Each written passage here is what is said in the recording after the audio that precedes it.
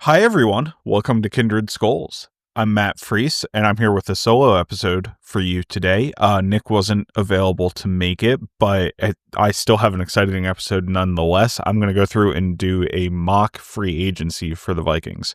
So I've taken basically everything into account, from contracts to comp picks to like everything you can want to in terms of Vikings free agency, in terms of their needs and that sort of thing. And I've come up with real contract suggestions for a ton of different players. I'm excited to dive into it, so let's get started. First, I want to say, like, the premise of this mock free agency is that we're going to let Sam Darnold walk. I think that's a pretty obvious move that the Vikings are angling to make here. And then we want to make sure we get our third round comp pick back for Sam Darnold, because that'll be the 97th overall pick in the 2026 draft, just like the Vikings have the 97th overall pick in the 2025 draft because of Kirk Cousins, right? So that's a pretty valuable pick, a top 100 pick.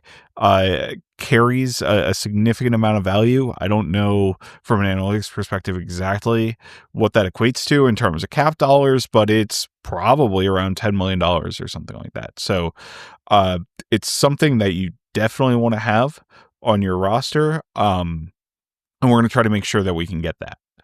So to understand how we can get that, there's a couple parameters you need to understand. First of all, you have to allow more compensatory free agents to leave than you sign, right? So the cutoff for compensatory free agent is roughly, or at least at this current moment, it's roughly $2.5 million a year and 53% of the snaps. So the formula combines both the AAV of the player and the percentage of the snaps that they play. The percentage of the snaps is a much lower component. There's also a component in there for postseason awards like Pro Bowl or All Pro. Obviously, for a seventh round comp pick, that's something that I guess is a fringe possibility, right? Zach Bond would be an example of a player who got something like that. But really, the contract value is going to be a lot more impactful than pretty much anything else. So $2.5 million is kind of the rough cutoff there. Mike Gesicki is that player from 2024. We'll see where that goes. It'll probably increase a little bit going into 2023, but I would expect anybody who gets, $3 million plus is going to count as a compensatory pick. And then the cutoff between the third and fourth round is going to stay a bit more solid. So it's based on a percentage of the overall NFL contracts. The only player who's over that limit, who is an impending free agent right now, is Stephon Diggs, who obviously isn't going to make as much as he used to. But that would put Trey Hendrickson, who made $21 million on his contract and played 66% of the snaps, as kind of the cutoff there.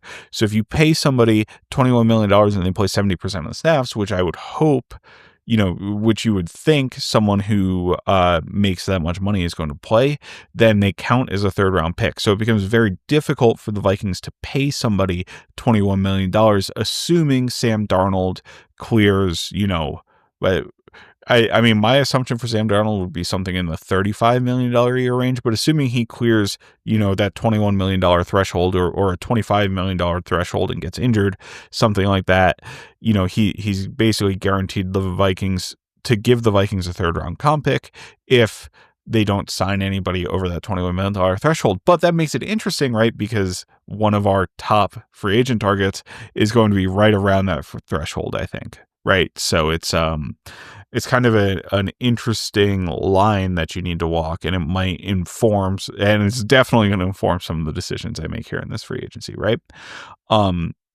So in terms of my general rule for contracts, I used PFF for the contract numbers, the length, the average annual value, and the total guarantees to the deal.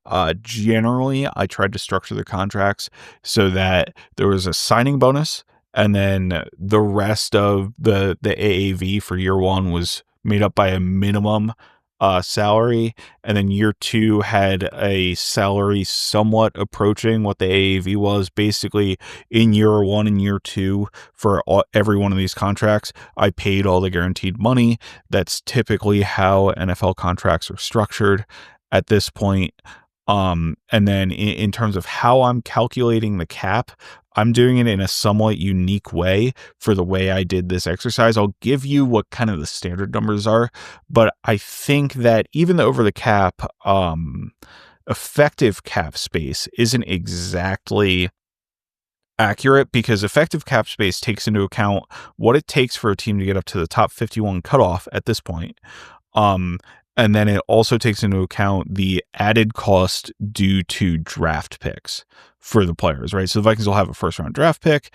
The contract for the 24th overall pick has a certain cap number that it's going to hit. That's going to be larger than minimum. So you take the difference between that cap number and what the minimum salary for players is, and you add that to, or you subtract that from the available cap, right? So they do that for all of their picks. So I took the effective cap space and modified it a little bit. I added 2 extra minimum players to get to a 53-man roster rather than the top 51 cutoff. And then I also added the salaries of 16 practice squad players, which is what the Vikings will have during the course of the season. So that gets us to kind of what they will actually have to pay players over the course of the season and kind of where they'll need to hit on the cap. I think there also may be some cap adjustments that haven't come into play, or haven't been officially announced, right, to the Vikings cap based on what happened in 2024. So we'll have to see what happens when those come in. I'm just trusting the over the cap numbers at this moment that they're right, and making a couple of modifications to give a more realistic scenario for what the cap situation is going to be like on September 1st, rather than, in early March, right? So the Vikings can make more moves than what I'm making here initially, but they'll need to shed salary later to kind of make up for that. I think it would be the lesson. So if I started out right, I'm going to have 2 cap clearing moves for the Vikings. One really doesn't clear any cap because it's something that's kind of already on the books, but I'm going to have Harrison Smith retire for the purposes of this exercise. He could theoretically void his contract still. That's kind of still up in the air on whether or not that's going to happen. That would cost the Vikings slightly more money in 2020, in 2025, right, this year, but it would save them money in 2026 for Smith's retirement. I was going to do a post June 1st. That's kind of what the Vikings set his contract up to be, because he has a minimum salary. So if Smith retires, he doesn't collect any of the salary that he's owed. So it saves the Vikings the veteran minimum for Harrison Smith, which is $1.255 million, which is the minimum salary for the number of years he's accrued in 2025. So it saves the Vikings that this year. It'll cost them $4.2 million against the cap next year. If he retires before June 1st, the $4.2 million would accelerate into 2025. Or if he's released or voids his contract, whatever the actual mechanism is, he would save the Vikings the $1.255 million, but he would also cost them the additional 4.2, right? So his cap number for this year would increase by about $4 million. The second move I'm going to make is cutting Ed Ingram. And obviously, like, I would totally accept Harrison Smith coming back on a modified deal. It's just for the purposes of this exercise, I kind of wanted to be conservative in terms of what I thought he was going to do. And I did sign a safety to make up for him moving. So you could kind of just replace the value that I put into that safety with Harrison Smith if you think he comes back. But the second move I made was cutting Ed Ingram, right? So Ed Ingram, because he has performance-based pay, which performance-based pay just means it's basically just based on the number of snaps the player has had. There might be a Pro Bowl or all pro component to that, but obviously Ed Ingram hasn't made either of those because he got benched. But still, because he's on his rookie deal in his 4th year, his cap hit is now $3.406 million. So $3,406,000 was what he's scheduled to be paid, because he gets bonuses to that from the amount that he's played, right? He was a starter for basically 3 years.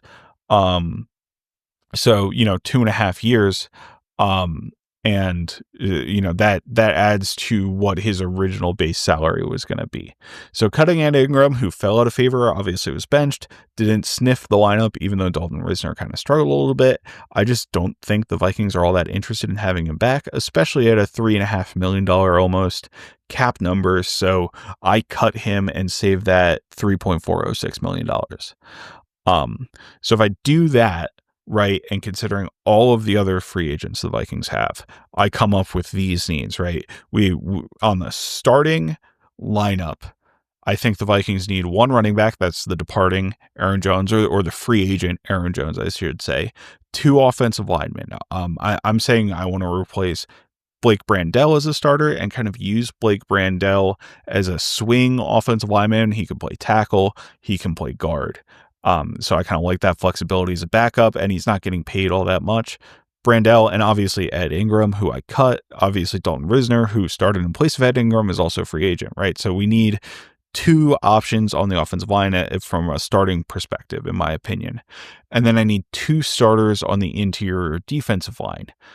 In my conversation with Nick last week, and I'll get into this a little bit more, but I kind of talked about when I'm saying starters on the interior defensive line, right? I mean an early down defender like Jonathan Bullard's role last year, and then somebody who can be an actual pass rusher. So this could be a Jerry Tillery role again, right? So this is a Jonathan Bullard role and the Jerry Tillery role. The Jerry Tillery / Jalen Redmond / we bring in Jihad Ward on third downs, right? That's what's kind of consumed in my two starter positions there on the interior defensive line. And then I need two starters at cornerback, right? So I'm going to count Mekhi Blackmon as someone who's at least flexible to play a number of snaps, but I still need to replace Byron Murphy and one of Shaq Griffin or Stephon Gilmore, from a starting perspective. And then two safeties as well, right? I'm having Harrison Smith retire. Cam Bynum as a free agent. I basically start two corners, right? And I start three safeties in the Vikings defense. Now they play with six defensive backs a lot as well, or they'll play with three corners and two safeties sometimes. Like it really varies, and they're kind of personnel effective. So if I'm counting Mekhi Blackmon as a rotational player, I want to count two players who I think can start pretty consistently at the safety position. And I also need a punter because Ryan Wright's a restricted free agent. From a backup perspective, I want a quarterback to back up JJ McCarthy because I've already decided I'm moving on from Sam Darnold as a starter. I need somebody to replace Cam Akers, a running back. I need two backup wide receivers because because we have Trent Sherfield and Brandon Powell, who are our fourth and fifth receivers last year, both as free agents. I need a tight end because Johnny Munt, the third tight end, is a free agent. I need a linebacker who's a backup because Kamu Grugier-Hill, probably the guy who played the third most out of all the linebackers last year as a free agent. And I need a corner, right? Because I want somebody whose depth who can compete with Mekhi Blackmon kind of for playing time, right? So the Vikings have four corners departing. Or four corners who are impending free agents. I guess I should phrase it, because they have Byron Murphy, they have Stephon Gilmore, they have Shaq Griffin, and they have Fabian Moreau, all of whom saw playing time. So I'm assuming Mekhi Blackmon slots into one of those spots. And then I need three other players still to kind of fill those roles. So those are the defined needs that I have, and I want to fill all of them through this free agency process, whether that's bringing back players or what have you. So that's going to be a lot of guys, but I'm going to go through and I have identified potential signings for all of them. So the first and most obvious things to get to are the two players who are restricted free agents for the Vikings. That's Ryan Wright and Theo Jackson. I decided to tender both of them as original round free agents. That's kind of the cheapest option. You can do original round, second round, or first round. And the cost for each increases as you get more restrictive, right? A second round tender means other teams can negotiate with that player, but if they want to sign them, they have to trade you their second round pick to be able to do so, right? First round tender, same thing, but a first round pick.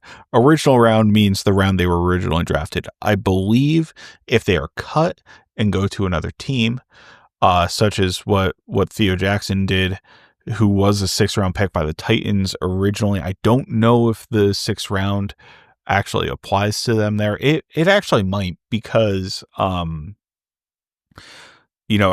can't see a reason for a player to be an original round player if they were signed by a team, signed by their the team that drafted them and never cut, right? Because they would play all 4 years. So I think the 6th-round pick does apply to Theo Jackson. It might not apply if they move teams. So it still might be, no pick, and then it's just right of first refusal, and Ryan Wright's also right of first refusal. So I want to tender both of those guys. The cost is pretty high. It's $3.263 million, right? That's just something that escalates with the CBA, so that's why it's kind of not an even number. But the important thing there is it's not guaranteed, so we can cut either of them, particularly Ryan Wright. I'd love to bring somebody in, whether it's a cheap free agent or somebody in undrafted free agency after the draft, to kind of compete for the starting punter position, right? But I do want to have the player who's entrenched, who hasn't had major holding issues, which is kind of an important role of the punter job, available to me, and I'm willing to swallow the $3.26 million to do it. You can almost certainly get Ryan Wright for less, right? So if I'm at the negotiating table, I would explore that as the Vikings first. But I'm kind of taking the easy way out on a lot of this negotiation stuff because there are a ton of names. I just kind of went through all the positions that I need to fill, and I don't want to get into the nitty gritty of projecting a contract for every single player. So just for the record, I'm using PFF. I think I might have already said this, but I'm using PFF as a resource for all these contracts, right? So they have their top 150 free agents listed with kind of contract projections for each of them. And if a guy's not on the contract projection, I'm usually going just a little bit, and I'll explain my methodology. I'm usually just going a little bit more expensive than what they got last year. But in Ryan Wright's case, obviously he's not somebody PFF has a contract projection for, so I just decided to tender. I'm kind of make it easy on myself. So that's those two, kind of easy. You put the tag on them, they can't do anything about it. They'll be a Viking next year, right? For both Ryan Wright and Theo Jackson. Yeah. And again, another team could go out and sign them, but I don't know why they'd pay a mediocre punter more than $3.26 million, and a safety who really hasn't played all that much more than that either. Like, I think Theo Jackson has very specific and good value to the Vikings, and I'll kind of get into that later because he is one of my 2 starting safeties that I'm adding back to the roster. Like, I think I would have him start in place of Harrison Smith, or take over Harrison Smith's role for the Vikings, but I just don't see other teams kind of deciding that he has that level of value, especially with a pretty robust safety market, to be honest with you, on the open market. So with those 2 being tendered, the next category I wanted to get to was extensions, right? And the Vikings only have, when I say extensions, the reason I separated these 2 players out is because the Vikings extended their void dates, and extending both of them decreases the Vikings cap hit for the 2025 season because it continues to push their void date out. So if you haven't guessed who they are, they're Byron Murphy and Aaron Jones, right? Byron Murphy, I think, is a no-brainer to re-sign. I think he might be the best corner on the free agency market. I mean, it's kind of a pretty close competition with him and a couple other players who I'll probably get to in a little bit, just talking about. But PFF actually has him projected to be the highest paid corner out of the entire group. So they have him at a 3-year deal with $52 million total. That's $17.33 million per year, right? $17.33 million per year. Also have $34.5 million guaranteed with an $18 million. So that's like the baseline parameters of the contract, right? With the 3 years, I put on 2 additional void years to spread out the signing bonus hit, and I'm going to make the signing bonus $18 million. So that makes our per year signing bonus cap charge $3.4 million. And then my base salaries for him were $7 million, $9.5 million, and $17.5 million. So that's like a $10 million cap hit to a $12 million cap hit, and you got to add $1.4 million to that. So it's more like a $12 million cap hit to a $14 million cap hit to a significantly larger something in the $20 million range for his final year. And then you have some dead cap left over. I believe there's like $7 million of dead cap kind of at the end of that deal. at that point. So, it's a pretty robust deal for Byron Murphy.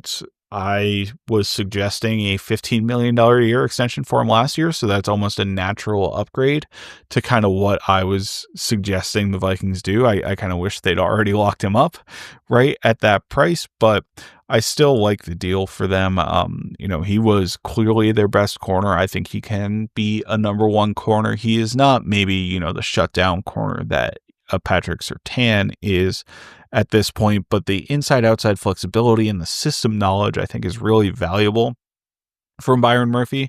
So like he can be your number one, and then you can situationally, and if you can put somebody who's near that level across from him with another couple rotational players underneath that, I think you're in a really, really good position in your cornerback room. So that's kind of why I like re-signing him. I also decided to bring back Aaron Jones. I mentioned that already. He's projected at 2 years for $14 million. That's $7 million a year. Also projected for $7 million guaranteed. So basically I gave that all to him in the first year. He got a $5 million signing bonus and a $2 million base salary. So his base salary for next year would be $7 million. It's very easily cuttable. Basically, it's a $2.5 million dead cap hit if you cut him. So that saves you, $7 million against the cap. And I did put 3 void years on the end of his contract to prorate that out. So actually, I should say it's a $4 million cap charge. In 2026, if you were to cut him with the way I structured it, it's $8 million. So you're still saving $4 million. And then you don't take the $3 million cap hit you'd have to take in 2027 when he becomes a void free agent, right? Aaron Jones, I think, is the best running back on the free agency market. And obviously he's a Viking, right? So I'd really like to retain him.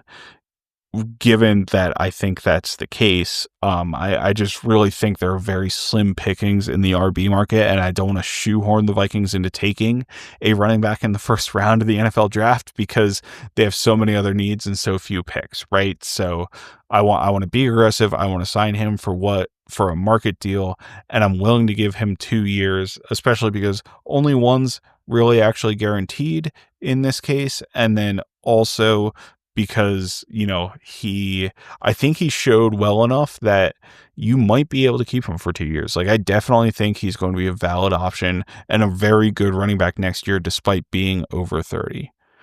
So, those are kind of the 2 extensions with a little bit of a special case because of void years that are involved.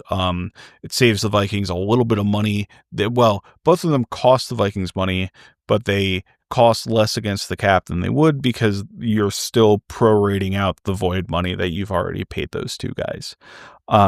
So now I'm going to get into re-signings, right? And the first and the only real big so those are 2 big re-signings. The third big re-signing I had for the Vikings was Cam Bynum.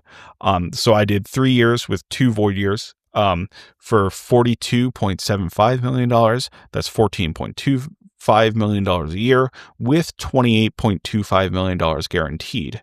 I gave him a $15 million signing bonus and then had base salaries of $7.25 million and $14.5 million, right? So once again, he's getting all of his guaranteed cash in the first 2 years. Murphy got it in the first 2 years. Aaron Jones got it in his first year, and Cam Bynum gets it in his first 2 years with a final year of $14.5 million unguaranteed. And that, if you notice, makes up the difference between 42.75 and 28.25, right? I think system continuity in the secondary is going to be something that's important for the team to have, especially with so many pieces that are potentially going out the door. That's why I like keeping Byron Murphy and Cam Bynum, right? So now 3 of your pieces were starters last year rather than just 1 out of 6 in Josh Metellus. Obviously, Mekhi Blackman, we're expecting a little bit more from, has been in the system as well. So now you're really replacing, 3 players who need to get integrated in a very unique and kind of complex coverage scheme from the Vikings. Complex may not be the right word. But they do a lot of things different than any other teams, and they ask their players to do a wide variety of roles. So trying to onboard, 6 different people in one off season, I think is a pretty precarious ask. So it would really help to have two guys who already have been in the system and know the system retained. So that's kind of why I wanted to do that. I'm also going to retain Shaq Griffin, speaking of the secondary. And he's kind of going to kind of be my Mekhi Blackman insurance. So last year, Griffin got like $4 million guaranteed on a $4.5 million deal. This year, I'm upping that a little bit to $5 million. I don't think he's going to have a robust free agent market, but I think, $5 million is a reasonable ask from him. So 1 year, $5 million, 4.5 of that is guaranteed. So if something goes catastrophically wrong, I guess the Vikings can kind of save $500,000, right? And to kind of make that work, I'm going to give him the majority of the money up front. This is what the Vikings did last year with Griffin. So, he's not worried about getting cut.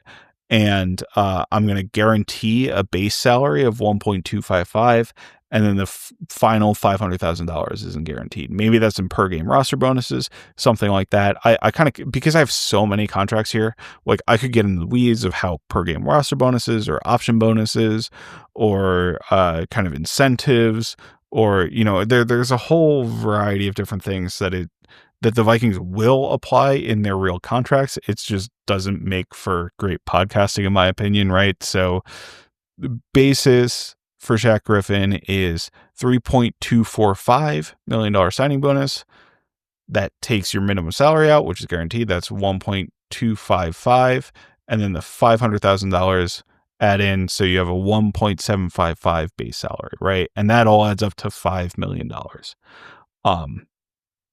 So, just kind of some weird accounting math based on the minimum salaries there to get a not even number for the signing bonus, but I just kind of wanted to work out so it all added up to a round number, which is 1 year, $5 million for Shaq Griffin. The next player I'm going to bring back is probably going to raise some eyebrows in terms of people listening to this, but I had to bring back Nick Mullins for 2 years, $5 million. And I'll kind of get into the decision to bring back Nick Mullins a little bit later in the podcast, but this means I'm not bringing back Sam Darnold or Daniel Jones. And I'll go a bit more into the weeds of how the comp picks work later, but it's because I need comp picks for both of those players, and I'm projecting like a $5 million contract or something like that for Daniel Jones. I need those two comp picks to actually make my formula work, so I get that third round comp pick for Sam Darnold, right? So this is the first kind of decision that we're seeing as kind of a negative side effect for really shooting for that third round comp pick. So I don't think Mullins would rise to the threshold of a player who, earns a compensatory pick. Like, I just don't think somebody's going to want to pay him, even $3 million. That's why I have him at 2 years, $5 million for $2.5 million a year, right? That gets him back into the quarterback room, has a solid backup for JJ McCarthy. We also have Brett Rippon in the room, so that takes care of kind of your three quarterbacks. But what it means is that you still have the flexibility to move on from him, because I only guaranteed $2.5 million, right? So I guaranteed the first year of the contract and then tacked on a second year just to have another year of team control for him. And I think he'd be amenable to that just because of the indication that he keeps getting paid in the NFL, right? I think Mullins' time is kind of run out overall. But I gave him, a fully guaranteed first year, which means I gave him a signing bonus, so he gets money up front right away of $1.245 million. And then he has a salary of $1.255 million. That's his minimum salary that he can earn this year, right? So he gets as much money as he can up front out of that guaranteed money, and then the rest is a guaranteed salary. And then the second year of the contract would just be a $2.5 million deal. You could add incentives into this or whatever for playing time, if JJ McCarthy unfortunately gets hurt again or something like that, right? Where it can escalate Nick Mullins' earning potential. But, again, that's a little bit into the weeds for what I'm trying to do here. The next player I added back was Jonathan Bullard. I kind of foreshadowed that a little bit by saying we needed 2 interior defensive linemen, including somebody who plays the Jonathan Bullard role, right? Last year, he got 1 year, $2.25 million. So I'm giving him 1 year, $2.5 million, a $250,000 raise, kind of a cost of living adjustment, right? And that's $1 million guaranteed on that deal, which comes in the form of a $1 million signing bonus and then $1.5 million in salary. So that is, just kind of he's a rotational player who's in his 30s. I don't think he's going to have a significant market outside of Minnesota, but I really like what he brings to the Vikings in terms of his early down run defense. And I think if the Vikings were to add another interior defensive lineman, they'd have to consider somebody who can be a quality early down run defender. And if they are able to add somebody who's a great early down run defender and offers significant pass rush use, that's pretty awesome. I just don't really see that in the market for the Vikings unless there's somebody in the draft, right? And I'm not too well versed with draft guys. And I wouldn't count on somebody being there who can do both of those things at a high level at 24 anyway. Like those guys are really rare in the NFL draft. So, and like somebody with that skill set, I would think should go before 24, right? Somebody who's ready to play right away, who can defend the run at a high level and also get after the passer. And then if you look at the free agency options, guys like BJ Hill or something like that, or is a name I've heard a lot, but I think he's going to end up costing significantly more than what Jonathan Bullard is, right? So I'd rather bring Bullard back at that cap hit than spend it on somebody from the outside. And then try to take a look at the Jerry Tillery, Jihad Ward role, like that combo role for who I'm going to get alongside Bullard on the interior defensive line, because I want two guys. So hopefully that makes sense in terms of how I'm structuring that. But basically, it's just a slight raise for Jonathan Bullard, 1 year, $2.5 million. And then another slight raise, just return. I don't know if there's a better option, and I don't think he'll have options really outside of the Vikings, is Johnny Munt. So I'm going to give him 1 year and $2.25 million. He made $2 million last year, right? So it's just a slight raise. Again, he gets $1 million guaranteed. I think he made 7,500 or 750,000. Geez, it took me 3 takes to get that, but he made $750,000 guaranteed last year. That's why I'm giving him $1 million. Again, it's just a little bit of a bump up. It's kind of the same deal with Jonathan Bullard. Because Munt has enough accrued seasons, his base salary is 1.255. So that's an unguaranteed minimum base salary, but I'll give him $995,000 as a signing bonus. That's fully guaranteed. I guess we add 5,000 of the salary or something to get to 1 million. It's not really that big of a deal. Basically it's indicating we want him to play for the Vikings. So that's kind of Johnny Munt's deal. The next deal, I also want to bring Trent Sherfield back. So that'll be 1 year, $2 million with $1 million guaranteed again. That means it's a $775,000 signing bonus. And then I'm sorry, I had that number wrong. It's a $745,000 signing bonus with another 1.255 salary just based on his years accrued. That adds up to $2 million, $1 million guaranteed. So it'll just be, $255,000 of salary will be guaranteed. And then finally, the last re-signing I'm going to have is Kamu Grugier-Hill. That's just honestly, like Trent Sherfield is somebody who I think adds value as a bigger bodied player. He's not like a contested catch receiver, but he has the mass to be a solid blocker on rundowns. And I think this is a valuable skill set for the Vikings. I also think his special teams play, particularly as a gunner, adds value to the Vikings in a way that I want to back. Similarly, Kamu Grugier-Hill has significant special teams value. He played a rotational role, as kind of the backup as a linebacker last year. So there's almost certainly valid options on the outside for a receiver like a Trent Sherfield or a linebacker like a Kamu Grugier-Hill. I'm just kind of taking the easy route out and going with what I know. So certainly be willing to get somebody else at this price range for the Vikings if they think they've identified somebody through their pro personnel who's better. I just, am not scouting all 31 other teams to try to find the next Trent Sherfield or Kamu Grugier-Hill. So I'm just going to go with what I know, right? And for Kamu, that's one year, $1.5 million. Again, a slight upgrade from what he got last year, and only $245,000 guaranteed. And that's what his signing bonus is going to be. So he's going to get, again, a minimum base salary of $1.255 million plus $245,000 equals $1.5 million total. So that's it for the re-signings, right? So I'm bringing back Ryan Wright. I'm bringing back Theo Jackson, Byron Murphy, Aaron Jones, Cam Bynum, Shaq Griffin, Nick Mullins, Jonathan Bullard, Johnny Munt, Trent Sherfield, and Kamu Grugier-Hill. Those are the guys from the Vikings that are leaving that I'm going to bring back. I'll get into the guys who are completely gone a little bit later, but that means I still need 2 offensive linemen. I still need an interior defensive line starter.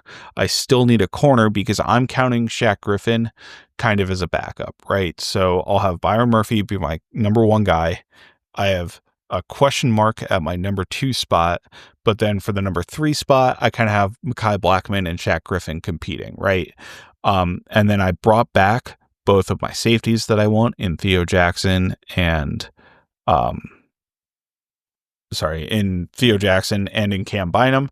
So I'm feeling pretty good in that room, but honestly, I kind of want to add a little bit more competition. I also brought back Ryan Wright, right?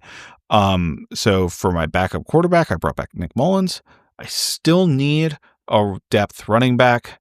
I still need, even though I brought back Trent Sherfield, I still need somebody to replace Brandon Powell, who I'm going to let walk. And yeah, so that's kind of where I'm at. So it kind of leads to 2 offensive linemen, 1 interior defensive lineman, 1 corner as the big cornerstones of what I need. And then I also need kind of a backup on the interior offensive line because I'm cutting Ed Ingram. And then I didn't mention this earlier, but I also decided I wanted to bring in some competition for Theo Jackson rather than assuming he'd be the starter. So I added another safety as well to the secondary. So with my outside signings, I'm going to start kind of with the most boring ones first, and then we'll get to the kind of exciting ones towards the end of this, just to give you guys a little bit of cliffhanger and keep you going. So the first outside signing is Olamide Zaccheaus. I view him as a flat upgrade to Brandon Powell. Powell has been very sure-handed as a punt returner, but he's been less than dynamic. He's had like the worst punt return average in the NFL for each of the past 2 years. Obviously, the Vikings aren't super interested maybe in returning every single punt, or just how they're punted to. They end up with a lot of fair catches, and Powell has been very sure-handed, so that's nice. But I just think Zaccheaus would be a bit of an upgrade. Zaccheaus also did a bunch in the Washington offense as a receiver after the catch. Now they were kind of lacking talent there this year, but I've always liked him, honestly, since he came out of Virginia as kind of a slot option. So I'm just kind of trying to replace him or put him in Brandon Powell's role 1-for-1. There was also a really, really good piece by Alec Lewis at The Athletic that had a bunch of nuggets from the combine in terms of what he was hearing from sources he has on the Vikings, maybe talk from other teams around the league while at the combine as well. And one of the things that he mentioned in there is that the Vikings were looking for outside help at punt returner, which suggests that Brandon Powell's kind of on the outs. So that's kind of why I'm looking at Zaccheaus, because of his punt return flexibility, as well as being a depth wide receiver, just like Brandon Powell was, and trying to get that replacement, right? So I'm going to give him a little bit of guaranteed money because he had some production last year. So I think there is going to be a little bit of a market for him, although he is not on PFF's free agents. So I just kind of had to wing it in terms of what he was going to get. I gave him 1 year, $3 million. So that's an upgrade on what Powell was getting. That's an upgrade on Trent Sherfield. It's not like it's an incredible contract, but it is some money for a veteran receiver who's, 28, 29, something like that. So, and he also is going to get a chunk, $1.25 million guaranteed. That's going to come in the form of a signing bonus. So he gets paid the day he signs the contract, or, soon after. I think signing bonuses technically aren't the day players sign contracts. Usually there's a date in the future that it actually gets paid out. But that's a ridiculous digression. I shouldn't have spent time on that. And then $1.75 million is his base salary. It's not guaranteed. So if it's not working out, the Vikings can move on and kind of do something else. But, I kind of like that there. And, if I don't mention it, these guys don't have void years. So the only players I put void years on so far are Byron Murphy, Aaron Jones, and Cam Bynum. I'm just trying to keep as much money in the cap hits for the 2025 and 2026 as I can, because there's not a lot of reason to kind of nickel and dime the cap in that way with these hits. The next player I'm going to bring in is Donta Foreman. So he was with the Browns last year, I believe, played a little bit. The reason I like him is because he's a lot bigger back, right? And is very useful in short yardage and those kind of situations. The Vikings struggled, I think, a little bit running the ball in short yardage. I would put that more on the offensive line than I would on Aaron Jones, but obviously Jones is not a power player. Foreman is somebody who's had a significant workload in the NFL before. I would hope he's able to carry that workload a little bit. He also has some pass protection chops, which I think is important in a rotational back and a second back. And I'm just really not that big of a fan of Cam Akers, to be honest. I know there are a lot of people who like Cam Akers. He's just not someone I would bring back. Like, I put Foreman on a minimum contract, and if you told me I could have Foreman on a minimum contract or Akers on a minimum contract, I would choose Foreman at this point, right? So that's like my personal take, but basically I gave Foreman no dollars guaranteed. I gave him a minimum contract, so it's 1 year for $1.255 million, right? That's the least that he can get paid. So that's kind of the idea there. I would think that the hope for the Vikings in the case where he's like the backup, or anybody of his caliber, including Cam Akers, is the backup, is that the Vikings draft a running back relatively early, maybe with their third round pick, right? 97 overall. It's supposed to be a pretty deep running back class. So I would hope you can still get somebody who has a lot of viability at that point in the draft. Or if they move back from their, number 24, they get a second round pick, they get an additional third round pick, something like that, right? So let's say you have 34 and like somewhere in the mid 60s or something like that, in a trade back kind of scenario, then you can take a running back kind of in the early third round, maybe. But that is where I would be targeting getting a running back rather than the first round of the draft for this class. So those are kind of my thoughts on Foreman, right? He's a placeholder for a whole bunch of veteran guys, but one of the keys with him is that I didn't want the running back position to go over $2.5 million because I didn't want to count it against my comp pick formula, right? So if I'm bringing in an outside guy, I can't pay him a lot.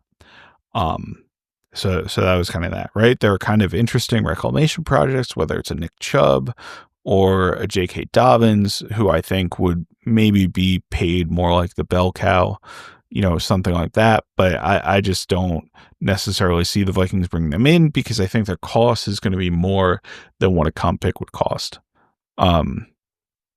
So the next player I went ahead and signed is competition at safety. It's Rayshon Jenkins, who was recently released by the Seahawks.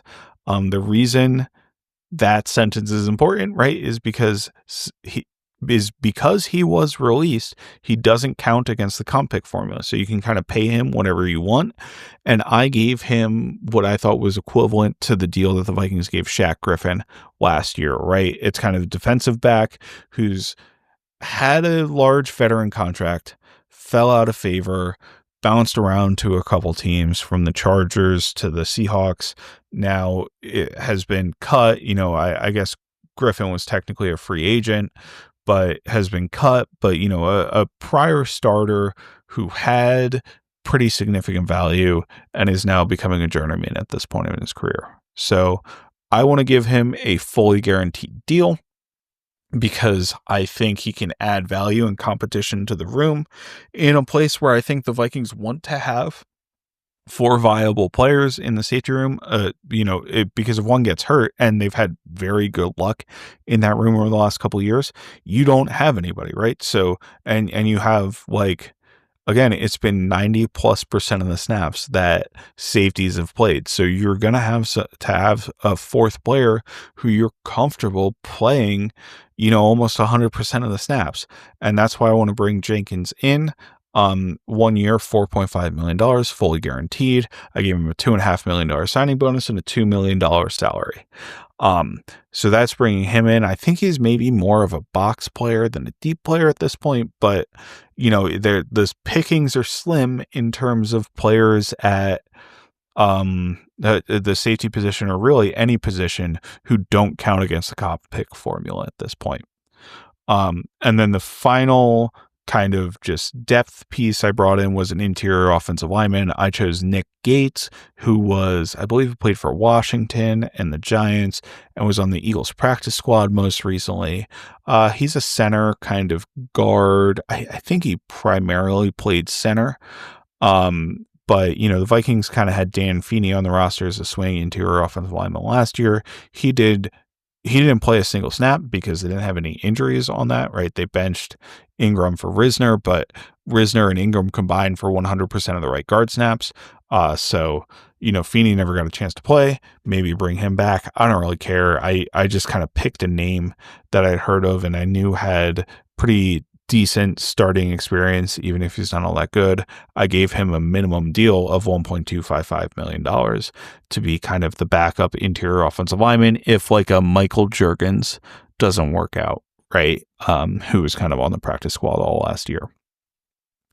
So that kind of makes up the kind of low key outside signings. Now I have 4 big signings that I want to get into, and these are going to be the guys who get really excited about on the first day of free agency if the Vikings pull off these signings. The first one is going to be a guy I mentioned last week on my pod with Nick in terms of need. It's Will Fries. So I'm pretty sure it's Fries. I need to go look it up and see if he's like said it on, where they do the player intros for Sunday Night Football and that sort of thing. Because I just don't think it's pronounced the same as my last name, which is pronounced Fries, right?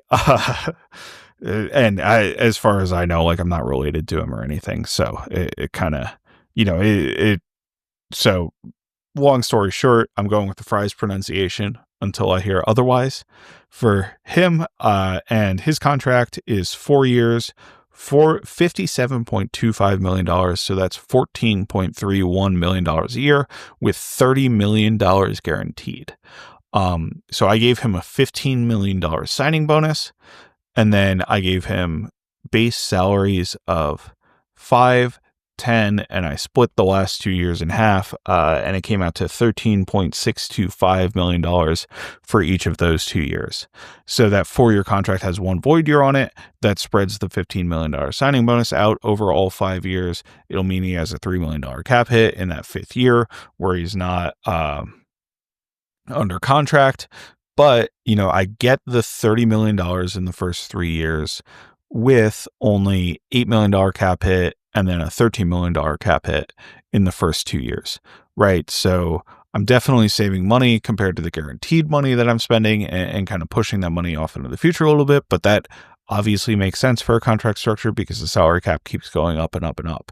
And the Vikings get a starting right guard, who I'm really a pretty big fan of. And it's not just the name, like, and granted, I haven't watched like a ton of Will Fries, right? But I think the level of play, it seems like he was playing at for the Colts before getting injured this year, meaning, what he played at in 2023 and kind of what he had grown into from being a late round draft pick in 2021 was a really good and promising player. So I'd like to pay that and maybe hopefully get a little bit of a discount compared to the top end of the guard market with a guy who's been injured, right? So that's kind of my goal there.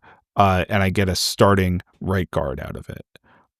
Now I'm going to go to the left guard position, and I chose to sign a guy who I also talked about in my episode with Nick, Ben Bredesen from the Bucks. He played left guard for the Bucks this past year. I think he was originally with the Ravens, but Bredesen wasn't on the PFF tracker, and I kind of think that's a pretty major omission from them.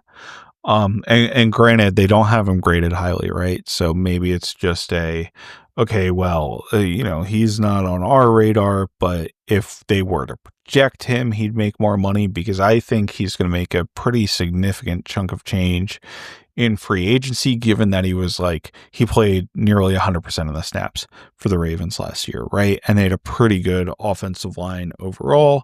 They had a much improved run game. And Tristan Wirfs moved from the right side to the left side, right? So he probably has some help with Tristan Wirfs. They had drafted a really good center in Graham Barton.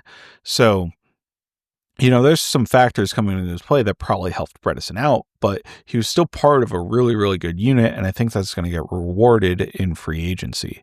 So I use the contract that PFF has for Aaron Banks as the baseline for the Ben Bredesen contract. I also heard something today where people are saying Aaron Banks is going to could approach $20 million a year, depending on the market for him. PFF has him at $8.5 million a year, right? So I just don't think their contract projection for Banks is very accurate, and I don't think having Bredesen off the list is very accurate, which is why I feel okay giving him 3 years, $25.5 million. Like I said, that's $8.5 million a year. I'm also using 2 void years in this, but the key is I'm only giving Bredesen $10 million guaranteed, right? I would say he's something of a 1-year wonder from the Bucks, so I only want to guarantee the first year of that deal and then kind of make it year by year. Maybe this doesn't work in terms of what we want to give somebody in free agency, but I don't really have anything to go by because he wasn't projected by PFF. So I'll do 3 years, $25.5 million, $10 million guaranteed. That is $8.5 million signing bonus, a $1.5 million base salary in year 1, fully guaranteed, then $7 million and $8.5 million. That's very cuttable the next couple years, right? So if I have the $8.5 million signing bonus, that's something like what is it? It would be, sorry, I don't know why I'm doing math. It would be $1.7 million per year. So if you cut them after the first year, $1.7 million times 4 this is wonderful podcasting, is $6.4 million. So you're still saving money. Off of that $7 million is basically net neutral in year 1, and then you save the $8.5 million, or even more than that, really on the rest of the deal. So you get out of there at 1 year, $10 million, and you save $15.5 million on the contract if he doesn't work out as kind of the starting left guard for you. I think it's a pretty reasonable contract, again, for somebody who isn't projected all that highly, and it seems strange to me. I haven't really seen him on any top free agents lists. So, and there are certainly insiders who are more plugged into where teams value these players than I am, but it's just a little curious based on, his level of play, and then also the unit's level of play for a really good team where he was a starter this past year. So if you want to put Aaron Banks in there, he's certainly an option for you to put in and slot right in to that contract. PFF had him at $15 million guaranteed, right? So maybe you guarantee more of the second year salary or something like that, or you can do that for Bredesen as well. But I just kind of tried to do what I could with the numbers. So the next player I signed, and this is the biggest signing of Will Fries might be the biggest signing in the free agency class, but the 2 gems of the free agency class would be Will Fries and Charvarius Ward. I think I had mentioned on the last podcast that Charvarius Ward had some personal issues that he was dealing with in 2024 that I think affected his level of play, right? Because he was a really, really stellar corner up to that point, had a phenomenal 2023 when the 49ers went to the Super Bowl with him, obviously played for the Chiefs and won a Super Bowl with them before that.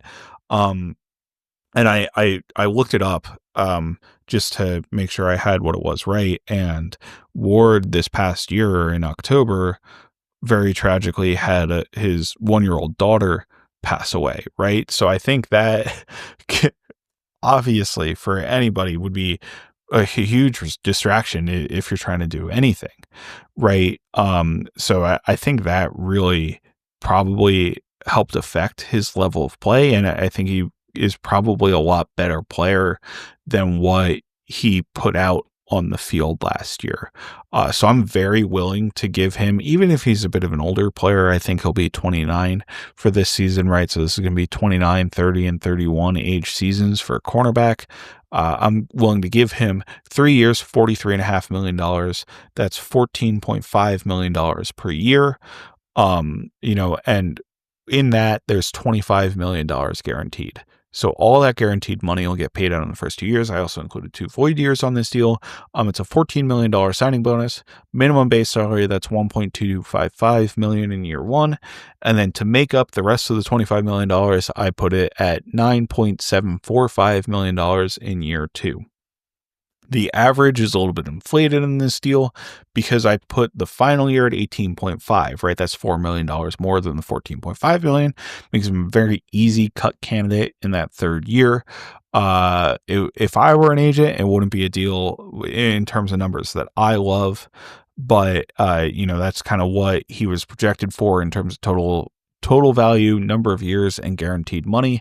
So I kind of stuck to that and raised that final number on him a little bit.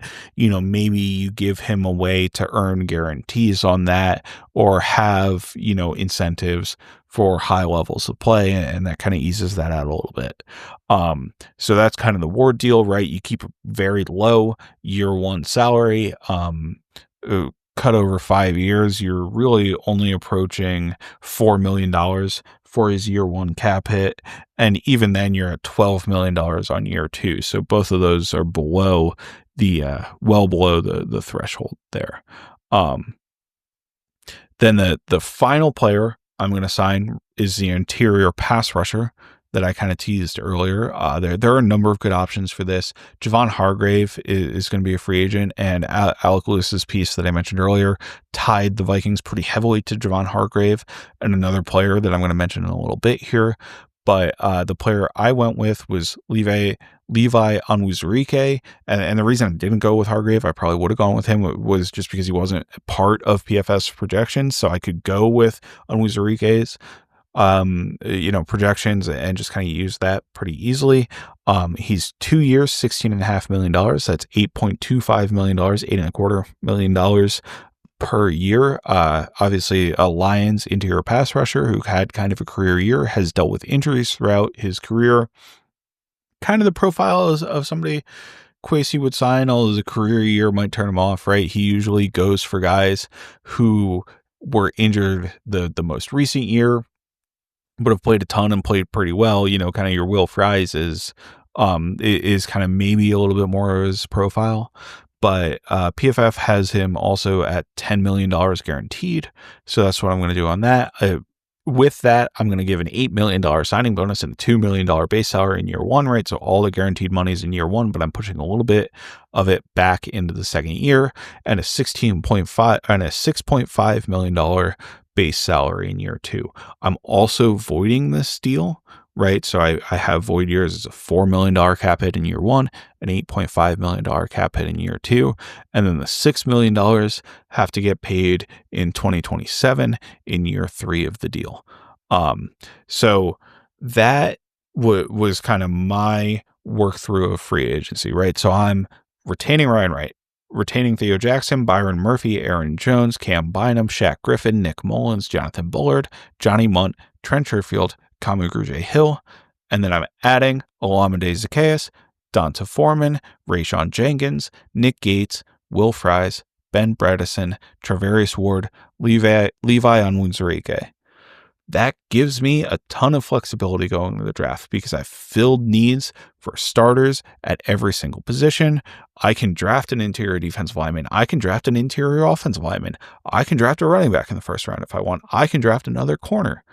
Basically all of those positions become open to me if I make all of these signings. Now I'm spending a lot of money. If you go through and look at the results, I ended up with $4.85 million in cap in 2025. I ended up with $700,000 in cap in 2026. If you roll over the money, that's $5.5 million. Now, I will say I'm doing a good job of approximating what the Vikings will actually have to spend against the cap, right? This is basically accounting for all 53 players on the Vikings roster and the practice squad players throughout the season. There are always going to be some additional expenditures. Teams like to have about $10 million in wiggle room for the cap heading into the season, but practice squad players are almost inclusive of that $10 million, right? So, you save, it's probably about $5 or $6 million once you take out the practice squad players from that. So I have, roughly that to work with. And it's also noteworthy that I'm not restructuring any contracts, right? Justin Jefferson has his option bonus that'll get prorated out, and I'm going to talk about this a bit later. There are some big contracts the Vikings have with big base salaries that could easily be converted into a signing bonus, pushed out into the salary cap in future years. And the same is obviously true of 2026, right? Where I have technically $700,000, to work with, although really technically it's $5.5 million, right? Because of the rollover. And then if I look into the 2027 cap, I'm not overly burdening that with high cap hits. This would give me $35 million in 2027, but that $35 million is like, I have to add like 40 something players because of how few guys the Vikings have under contract that year, right? So if I were to look at this from the base cap perspective, right, when you go to the over the cap page for the Minnesota Vikings and it lists all the players on the Vikings contract and it says cap space in the top with the big number, what you would actually see, I did the math on this, is $8.9 million for 2025, $33.4 million for 2026.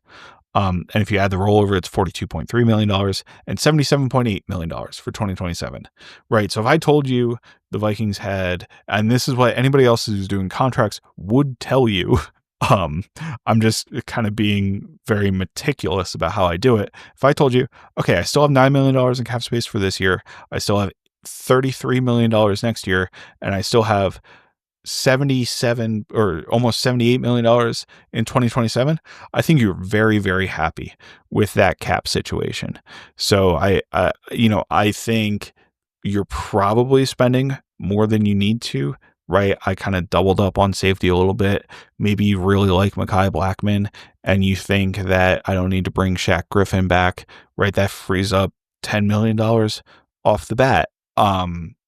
Maybe you don't want to sign two guards, so you only sign Will Fries or you only sign Ben Bredesen, and you can free up a significant amount of money that way.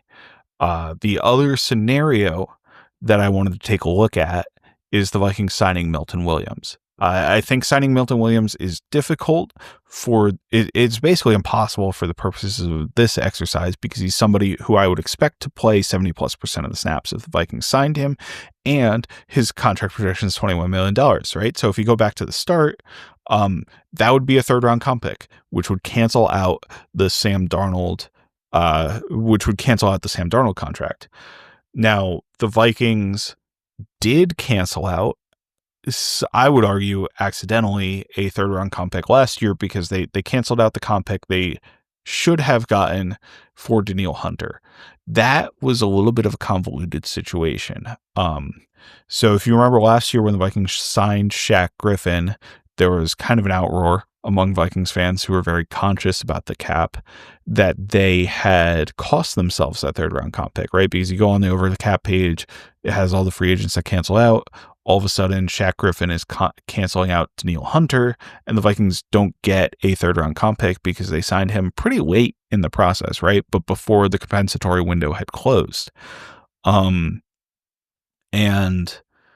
one of the things that came out after that, Nick Corte is the guy at Over the Cap who does this, and he does a phenomenal job kind of cataloging and tracking everything, right? And at the time, what he said was that Grenard would need to play about 70% of the snaps for the Vikings, and his projections had Grenard at 35% because that was the average of snaps Grenard had played over the course of his career. So Grenard would have had to play 70% of the snaps to count as a third round comp pick for the Vikings. Well, Grenard did play 70% of the snaps. He played 80% of the snaps, right? He also got Pro Bowl honors, which gives you a bonus as well. So, he really shot up there in terms of the comp formula and in terms of getting extra points compared to what Corte's projections were. The thing is, when Corte said that, and when the Vikings signed Shaq Griffin, what they didn't realize is that the way that teams understood and Corte understood the NFL Management Council handled certain contracts, and I'm going to get into a little bit of an explainer here, was not how they were handling them. So the NFL Management Council decided that if you restructured a contract to add void years, instead of basically just keeping the AAV of the contract the same, what they would do is they'd take the total salary and divide it by the number of years remaining on the deal, like the total cap hits for the future years, and divide it by the number of true years remaining on the deal. So in the article, because this happened to the 49ers and the Bills, were expecting third round comp picks last year and didn't get them. And they kind of asked the NFL for clarity, being like, hey, we were expecting this. This is what our math says. What was the difference here? The NFL apparently had a contract like Eric Armstead's, who was was a San Francisco 49er, was on a 5-year deal that averaged like $17 million or something like that. And they prorated the third to last year of his deal over the course of the final couple years and added void years onto that. What the NFL did is it took a $28 million cap hit in 1 year and a $17 million cap hit plus, another $11 million in the void years, added those two together to get $56 million, divided it by the final 2 years of the deal, which makes no sense, right? Because it wasn't an extension. It wasn't a change to the overall value. It wasn't a change to the amount of money Eric Armstead was getting paid. It was just a change to when it counted against the cap, and made his average annual value $28 million, despite him never getting paid $28 million in a single year of the deal. And none of that made sense, but it's what they decided to do. So Corte changed his formula to account for that. And because he did that, Jonathan Grenard is still a 4th round pick, despite hitting the threshold, right? So the Vikings are losing out on a comp pick for Danielle Hunter because when they did their cap math, the environment that they thought they were operating in, which was the environment that the other NFL teams also thought they were operating in, right? So you could argue it's a mistake by the Vikings for not understanding what the NFL Council is or not hedging enough. But other NFL teams also made this mistake because of a really ridiculous, honestly, decision by the NFL Management Council for how they counted that money. And it's costing the Vikings a 3rd round pick right now, right? Because I doubt they signed Shaq Griffin at the time that they did. And in fact, Ben Gessling reported at the time that the Vikings thought that Grenard was canceling out Danielle Hunter when they signed Shaq Griffin. So they figured they only had Kirk Cousins' 3rd round pick anyway. And they were kind of sacrificing like a 6th round pick. Kind of doesn't matter, right? When they signed Shaq Griffin. So I wanted to get through that explainer because it's pretty convoluted, but it matters for kind of how we're looking at comp picks, and it also matters to understand that the Vikings did not actively choose to throw away a third round comp pick. And I think they would very much value getting that third round comp pick for Sam Darnold. So I think it throws into question what they'd be willing to pay Milton Williams on the open market. And, the last time I had an episode with Nick, we mentioned Levi Onwuzurike. I'm recording this whole Wednesday night. He signed a 4-year, $80 million extension at the beginning of the day. So really, Milton Williams is the only player available on the defensive tackle market who's going to garner, a really high price tag, which is almost certainly going to drive his price up compared to maybe what it would have been if both he and Onwuzurike were on the open market. So PFF has Williams projected at 3 years, $63 million. That's $21 million guaranteed, right? And I wanted to see what I could do if I wanted to fit Milton Williams under the cap. So I chose to, in this case, I would not be signing Levi Onwuzurike and be signing Milton Williams instead, right? A significant upgrade. So again, 3 years, $63 million. And I'm actually going to put 3 void years on this contract because I'm going to use another trick that I want to talk about to kind of extend this, right? So he has $40 million guaranteed. I gave him a $25 million signing bonus that separates it out to $5 million a year. And then I want to give him minimum base salaries in both 2025 and 2026. The reason is I'm running up against my cap in both years, basically. So I want to spread that money out as far as possible. However, Milton Williams definitely wants to get paid, and I want to pay players their guaranteed money in the first 2 years of the deal, especially with this only being a 3-year deal. So to get to $40 million over the first 2 years, I'm going to take the difference, which is $12.165 million, right? So my 2 minimum salaries. And then I add that in and I make that an option bonus. What an option bonus is it's a delayed signing bonus. So the Vikings use this with Justin Jefferson. The Eagles use this with like every single one of their contracts. Jalen Hurts has it in like every single year of his contract. That's why if you go over the cap, his base salary is the minimum every single year. But essentially, it gets paid at a certain date in the next season. It's guaranteed. So unlike a roster bonus, which is basically, it gets paid out if a player is on the team at a certain date, the option bonus, basically it has to be paid by September 1st, and it's written different in the language of kind of every contract, but it has to be paid by September 1st, but they can choose to exercise it anytime between March and September. That's kind of like the quote unquote option part of it is when they pay the money. And it just prorates money to the contract in future years rather than a signing bonus, which prorates the money immediately as soon as the deal is signed, right? You could also do a roster bonus restructure, but because the Vikings have used option bonuses now for their 2 biggest contracts in Christian Darrisaw and Justin Jefferson, I would expect that they would use it here for Milton Williams as well. This minimizes Williams's cap hits over the first 2 years, right? It's like $6 million in year 1, and then it's something like $8 million in year 2 of a $63 billion deal, right? So that's $16 million in the first year. It balloons his 3rd year cap hit to something like $30 million, but and then you have $17 million kind of in dead money when he's done, right? So it's a big contract, a lot of money. It's something you can push out. Again, I have 3 years, right? Because money in signing bonuses and option bonuses prorates to a maximum of 5 years. So, when he signs the deal, you have 3 contract years and 2 void years. It gets divided over into 5, right? So the $25 million becomes $5 million in each of those 5 years. Then in the second year of the option bonus, you need the 3rd void year because you have 2 contract years remaining and now 3 void years that you can divide the $12 million over. So in this case, where I signed Milton Williams, I moved the money around a little bit, in the salaries to make this work, but he has $2.1 million in 2025, $55,000 in cap space in 2026. That would be $2.245 million with rollover.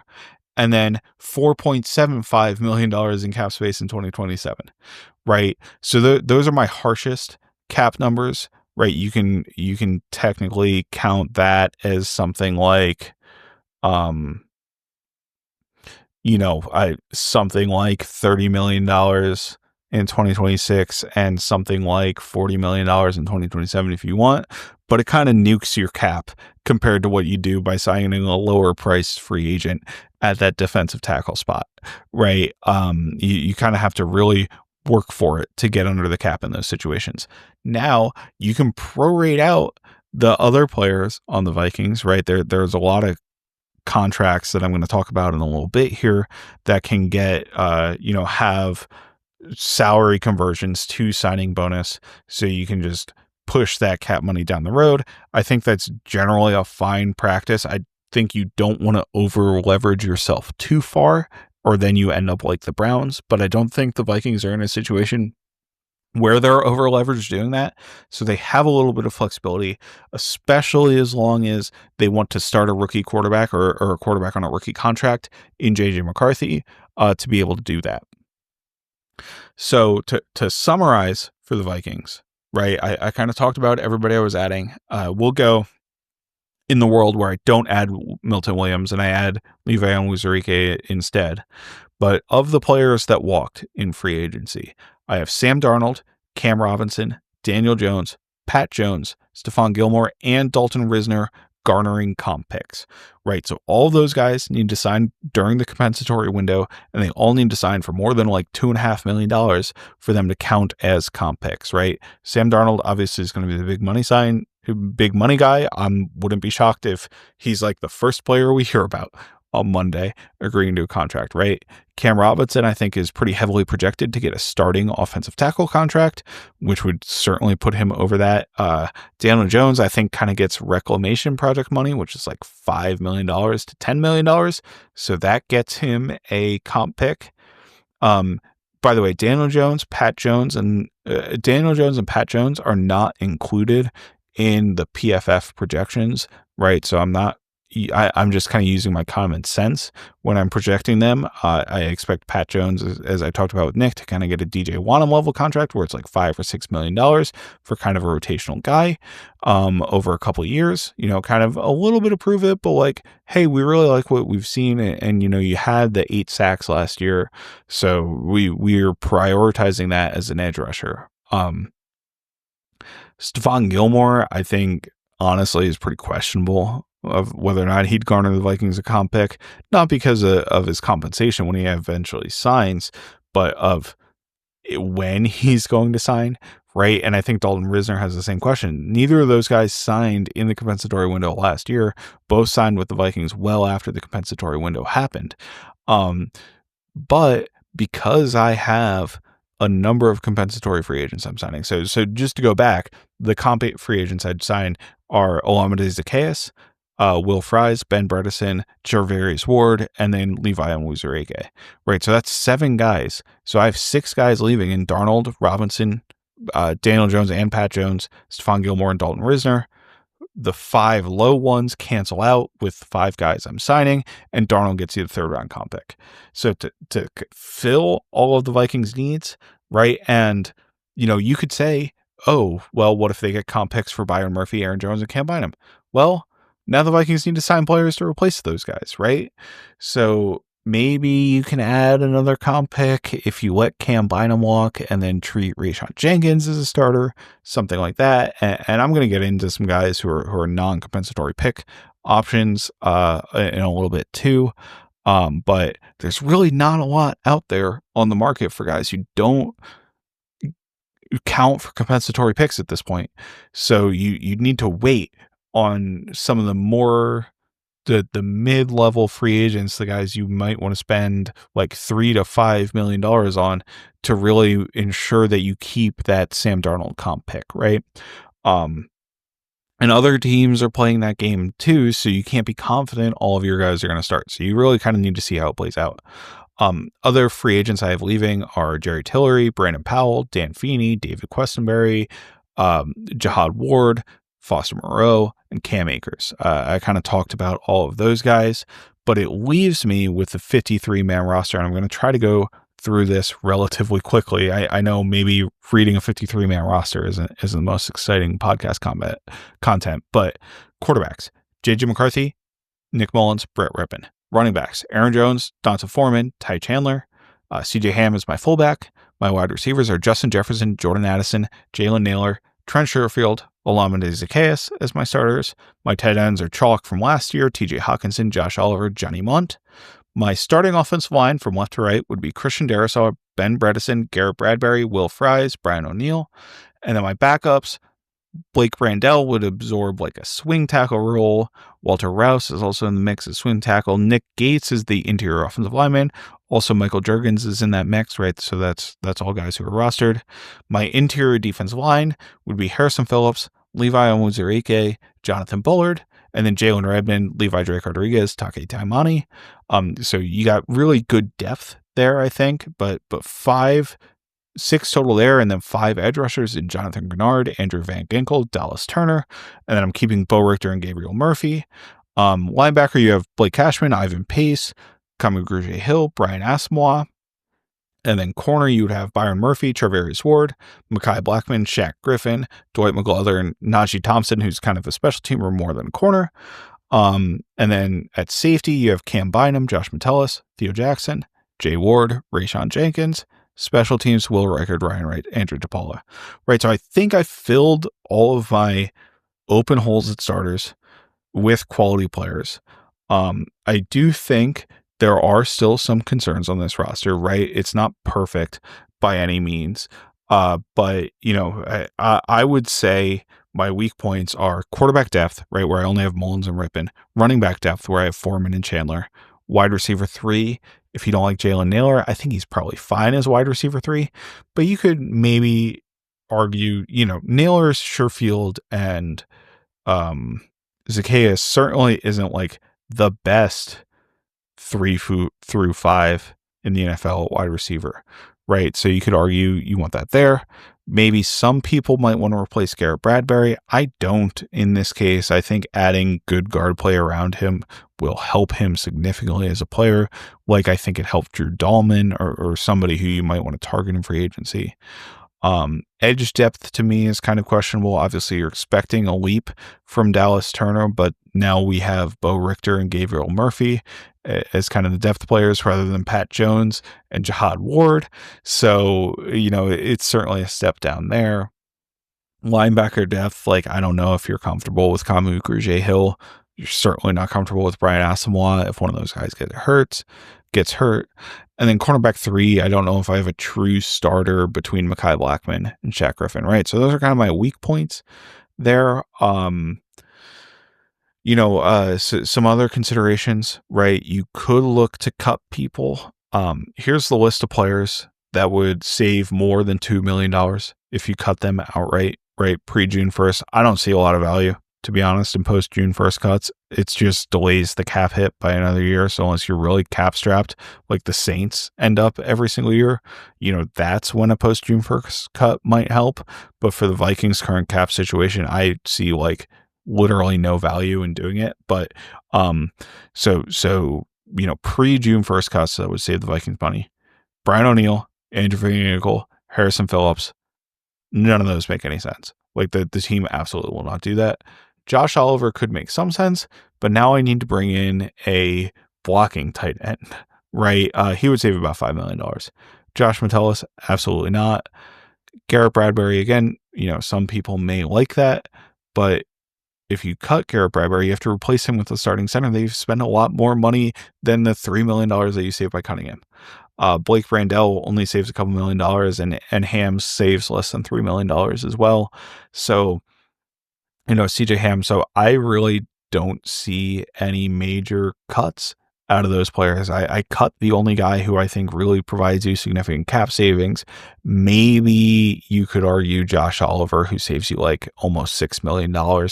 I think if you cut him, would be kind of on the chopping block, but those are really the only 2 guys I see being valid cut options. You know, on the flip side of that, I think there are some extension candidates. Here, Brian O'Neill to me would be an extension candidate, right? He's got 2 years left on his deal. It would expire in 2020 after 2026. So, and I think he signed a 5-year extension. Maybe it was a 4-year extension. So you might want to get ahead of that. But he's somebody who's entering his 30s. So it's a question of whether the team would want to commit to that. Andrew Van Ginkel, obviously played phenomenally last year, signed only a 2-year deal. If you extend him, you can still minimize that year one cap hit if you want to do that.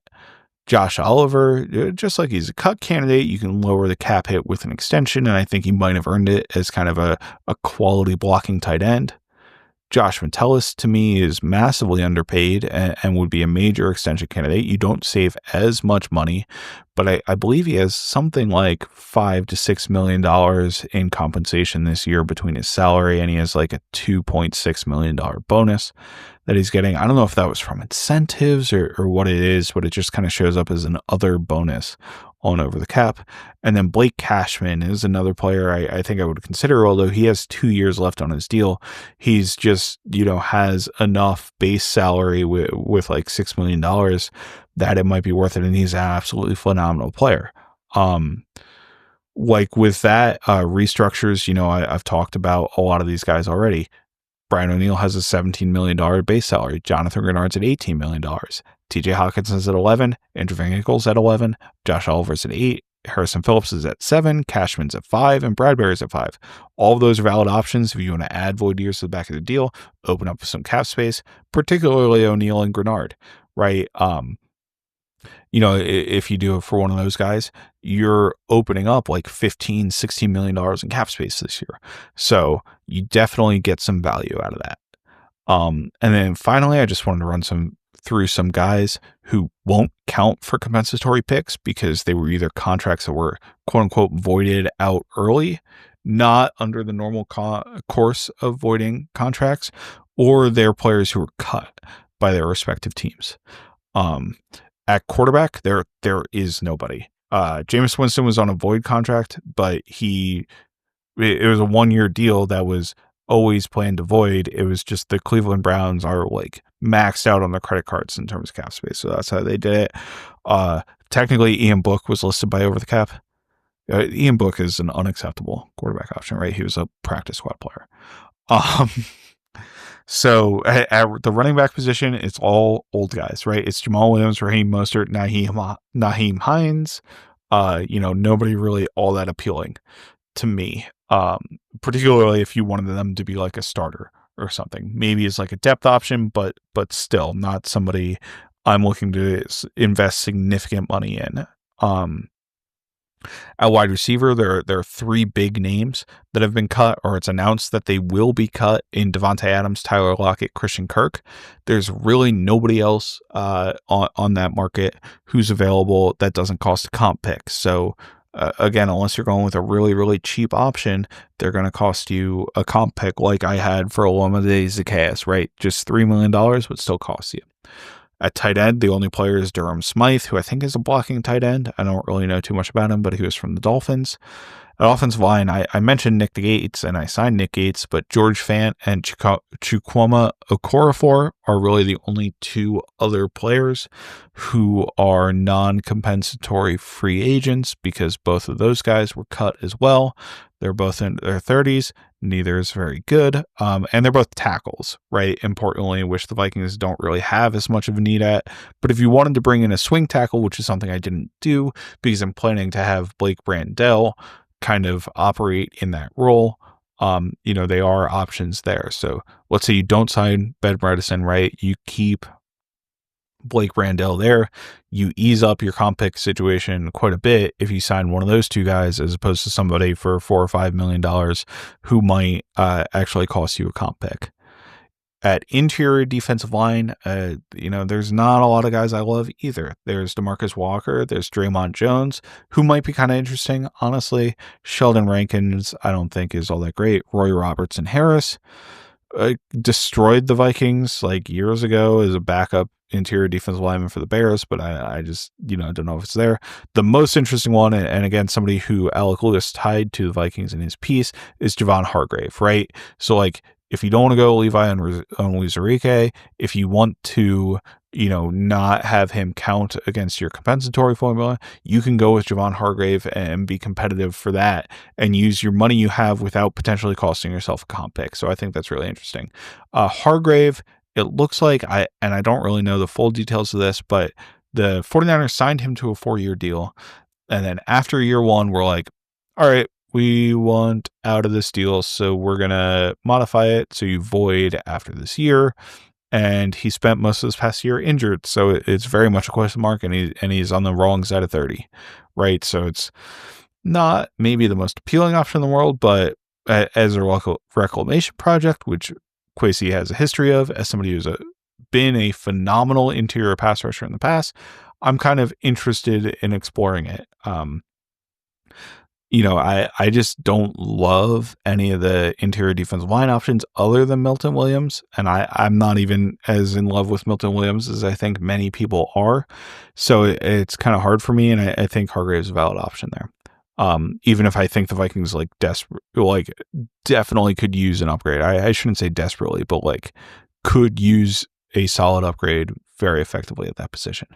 At edge rusher, we'd only be looking really for a depth guy, and I think Sam Hubbard is the player I would identify who has maybe a little bit more stoutness and run defense to his game. Otherwise, it's Preston Smith, who is completely washed at this point to me, and Khalil Mack, who I'm not sure if he counts as a compensatory free agent. His contract was moved around a couple times because of the Bears, and then he got traded to the Chargers. And it might have added a year onto it in there somewhere. So I don't really know how he works and whether or not he'd count as a compensatory free agent, to be honest with you. But his contract is voided. So again, I'm not 100% sure, but I wanted to throw him out there. I obviously don't think he's somebody the Vikings would pursue. At linebacker, Sione Takitaki is the only one who's kind of cut player. At corner, there's a number of guys. So Kendall Fuller, Dane Jackson, and James Bradbury are the ones who pop up on Over the Cap. If you sort by SFAs, which is their street free agents or players who were cut. But Darius Slay is also slated to be released by the Eagles, so he would be an interesting veteran option instead of, say, a Shaq Griffin, right, to get into your rotational, or a Stephon Gilmore replacement for this year. So that's certainly an option in terms of Darius Slay. Kendall Fuller is a player who I've liked throughout his career, but I just don't know how much he has in the tank. James Bradbury, I have absolutely zero interest in. Dane Jackson, I think he was a Bill for a long time. Not really. Don't really know too much. Not all that interested. And then at safety, there's literally two players, Rayshon Jenkins, who I signed in this exercise, and Demetrius Flanagan Fowles. So that's kind of your run through, right, of players who will not hurt the Vikings against the compensatory formula if they sign them. Obviously, any players who are available for trade, like say a Jonathan Allen, or any players who are cut between now and the start of free agency or at the beginning of free agency, also will count or will apply there. But I just gave you as full of a list as I had from what Over the Cap's information is, right? I'm not tracking what players other teams are saying they're going to cut. So yeah, that was a lot of stuff, but hopefully, you enjoyed this episode. I tried to go as detailed as possible, as always, and give you as much insight as I can to, let's say the Vikings going all in, with the exception of deciding they want to keep that 3rd round pick, right? And, maintain all in's not the right word. They're not doing what the Browns have been doing or what the Eagles have been doing in this exercise, but they are spending a ton of money and, leveraging their really good current and future cap flexibility to try to build a quality starting roster and competitive roster. I think, if the Vikings lose guys like Cam Robinson, Gilmore, Risner, Pat Jones, Tillery, Powell, Jihad Ward. Those are guys basically who are playing Cam Akers, Sam Darnold, but are able to keep guys like Byron Murphy, Aaron Jones, Theo Jackson, Cam Bynum, Shaq Griffin, and then add guys like Will Fries, Ben Bredesen, Charvarius Ward, Levi Onwuzurike, Olamide Zacchaeus, Rayshawn Jenkins. They're going to be a better roster than what they had this time last year, and that's before even having a first-round pick in the draft, right? So you improve on a team that went 14-3. You hope that the quarterback in JJ McCarthy can give you the level of play that Sam Darnold gave you, maybe hopefully improve on that level of play, or even if he's not giving you that level of play in his first year, show enough promise that this is a team that maybe can go all in that second and third year of JJ McCarthy as a starter while you're still reaping the benefits of his rookie deal. So hopefully you guys enjoyed. That's all I have. I'm honestly shocked my voice hasn't given out after talking for an hour and a half straight, but we made it through. So you can find me, Matt Fries, at Fries Football on BlueSky. You can find my co-host Nick Olson at Nick Olson NFL on Twitter. We're at Kindred Skulls on Twitter and BlueSky. I don't really do much with that account besides tweet out the links to the shows, but certainly remember to follow us so you see when those go out. We're also available on Apple, Spotify, wherever you get your podcasts, and on YouTube at Kindred Skulls. And with that, Skull Vikings.